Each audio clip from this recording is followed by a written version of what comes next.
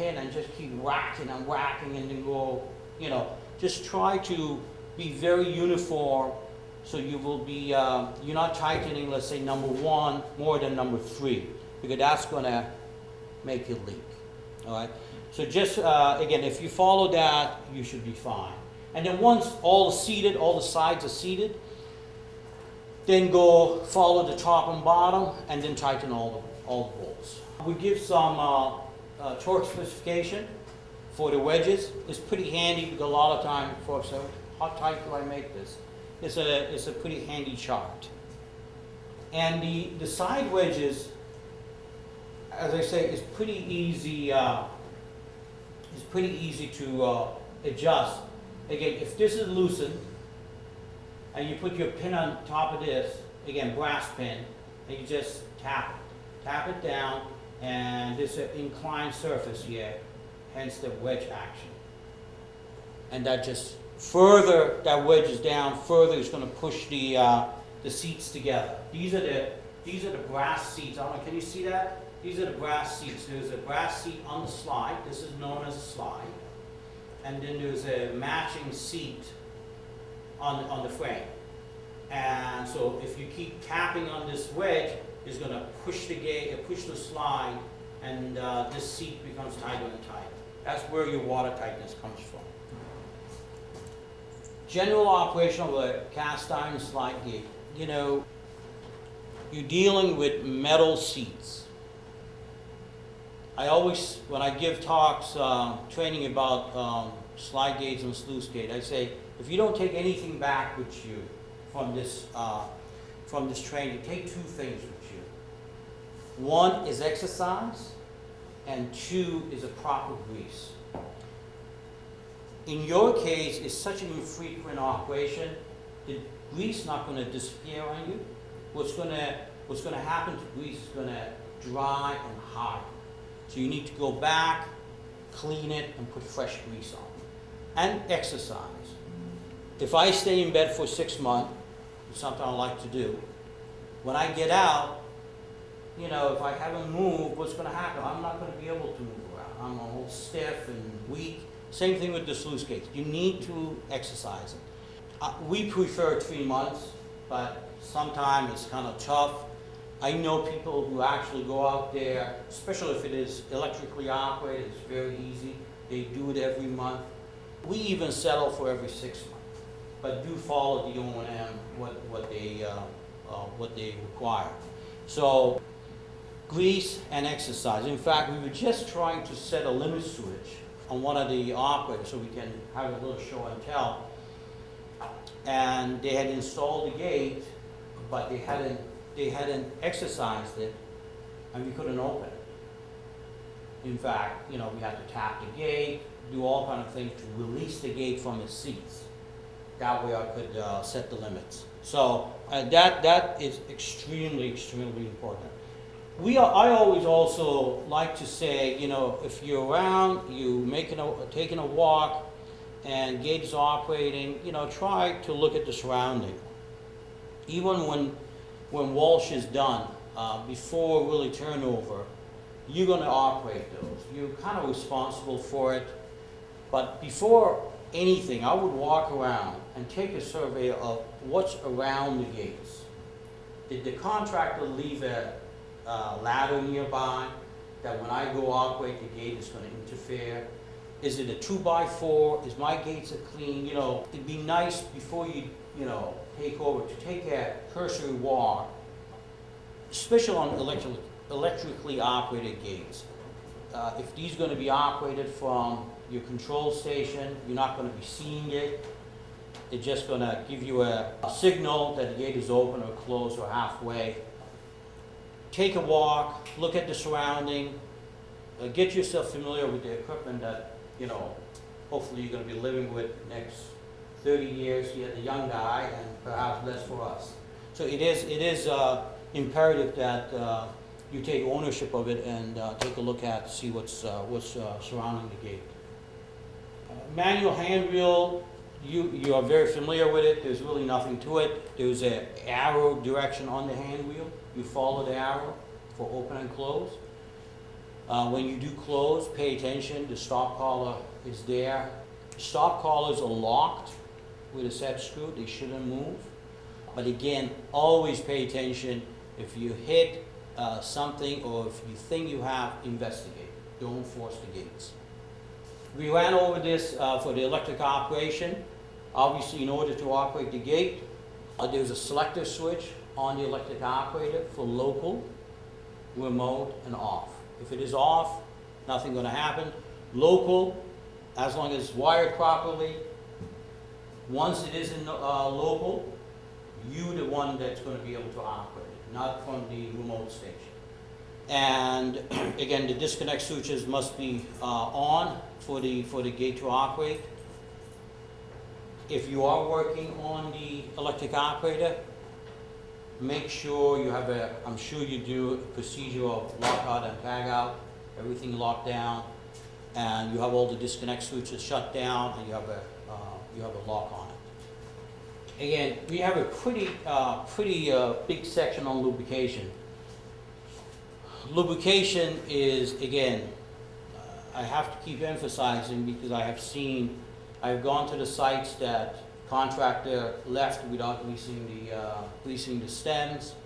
I have been to the sites just as a check, 2-3 years down the road. The stem's still shiny as the first day that it was provided. Never any grease on it at all.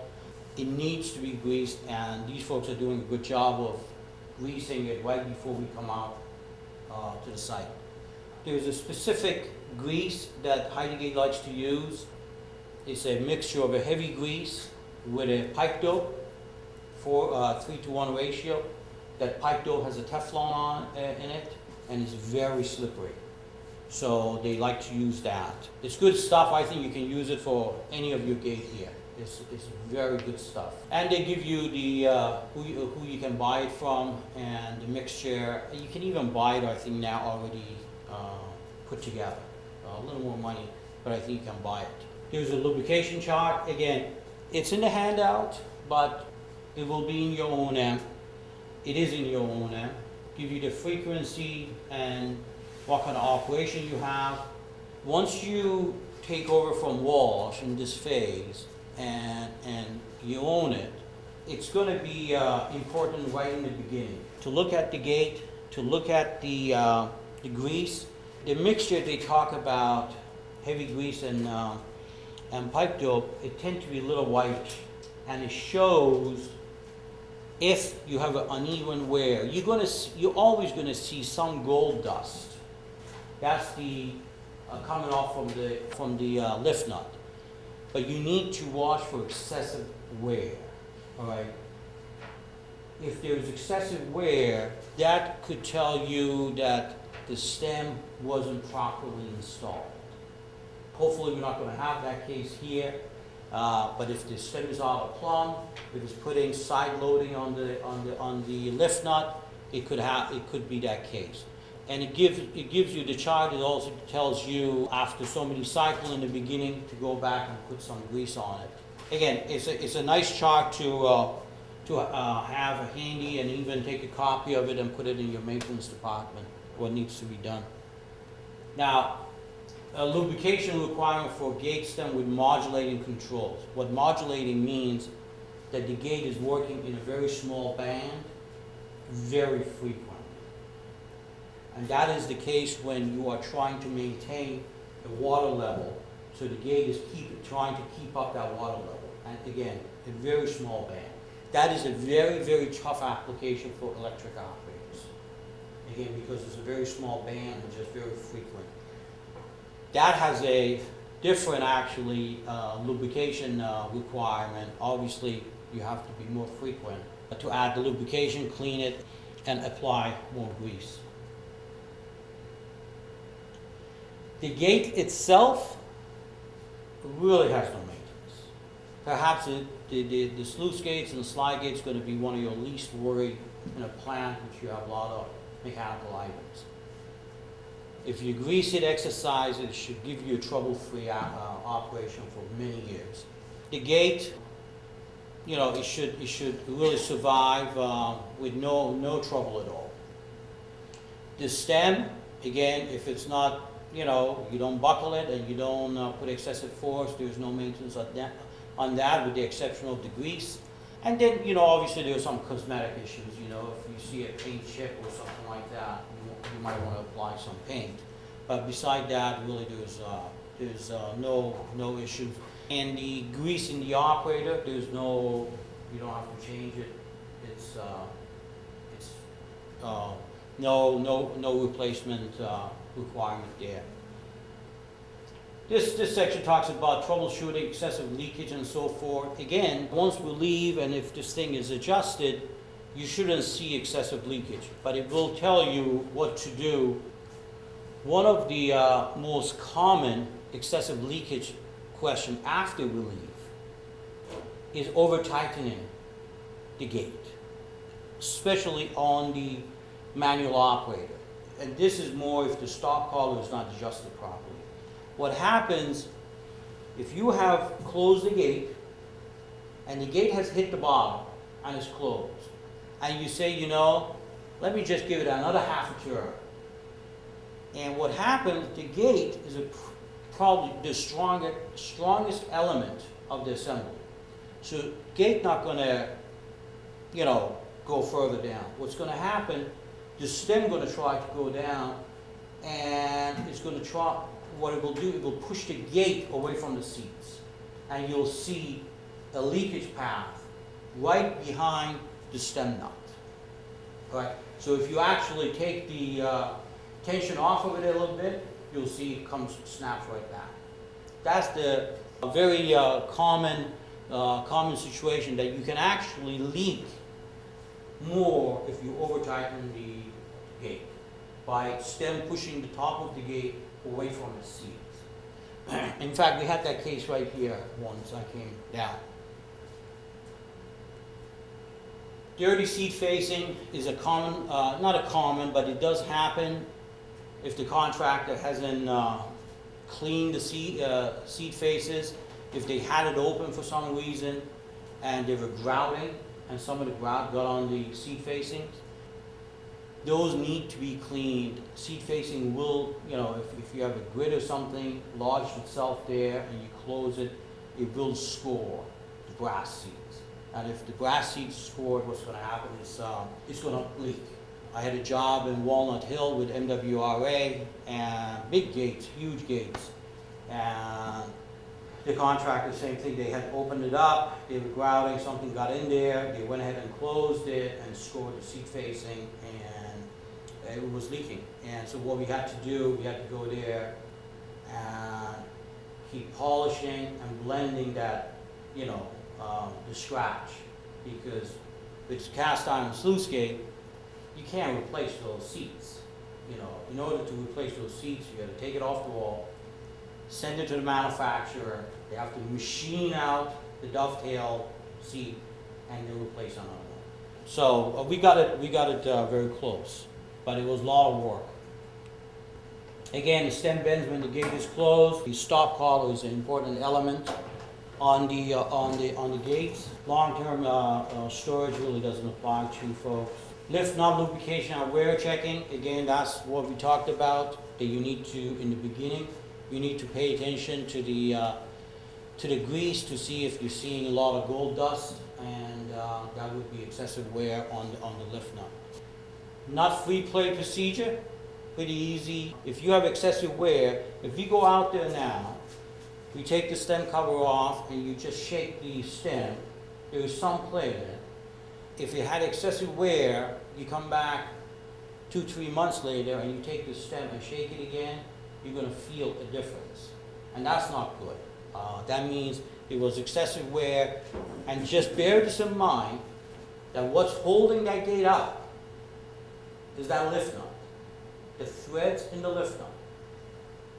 If you have excessive wear on the threads and eventually threads wear, the gate can actually drop. And so that's why, especially on electric operator, I have never seen one drop with a manual operator. But with the electric operator, especially if it is a modulating gate, tremendous wear, that brass nut, if it is not greased properly, that thread's gonna wear and it will fall. So you need to pay attention. And I will couple that with something else. Never go through an open gate. You know, I've seen contractors, even some operators, the gate is open, is hanging by the lift nut, and they just use it as a passageway. Not a good idea. If you need to work on the gate, even if you need to use it for passageway, you always need to prop it up. Put 2x4s, 4x4s on either side of the slide, and so you know that's up there. Or hang it with a chain, something other than the lift nut, because you just never know what could happen. So don't go under it. If you're working around it, again, prop it up. So lift nut is perhaps the one that you need to pay the most attention. It goes through the free play summary of what you could see, what you need to do, and again, gives you some more information about the threads and so forth. Environmental condition, I don't think you have much of an ice buildup here. Wastewater treatment plants tend to just have, you know, rags and that kind of stuff. Usually nothing real big. Installation debris are the most common on a new treatment plant. Installation debris are very, very common, and of course mud is common as well. A lot of folks ask about spare parts. What do I need for spare parts for cast iron gates or regular fabricated gates? We recommend none for the gate itself. Nothing at all. Don't buy it. It's a waste of your money, waste of your storage. If you buy it now, in 20 years, 30 years, if you need it, you're not going to find it, because the previous guy cleaned house and got rid of it. So don't buy it. The only spare parts that could be the electric operator, maybe lights or something like that, and we don't even recommend that because it's not critical. So that's why we always say no spare part. We tell the engineers don't specify it. You're wasting, you know, owner's money. When you need something, if let's say you lose a stock car, you just call up and we'll ship you one overnight. Those are stock items versus you stocking it and so forth. So no spare parts, no special tools. Everything that's on a gate, all the tools are commercially available. Any good hardware store will have it. There are gates out, you know, they're 40, 50, 60 years old that they still operate. Mostly in the better condition than wastewater treatment plant, but they are a long life type of item.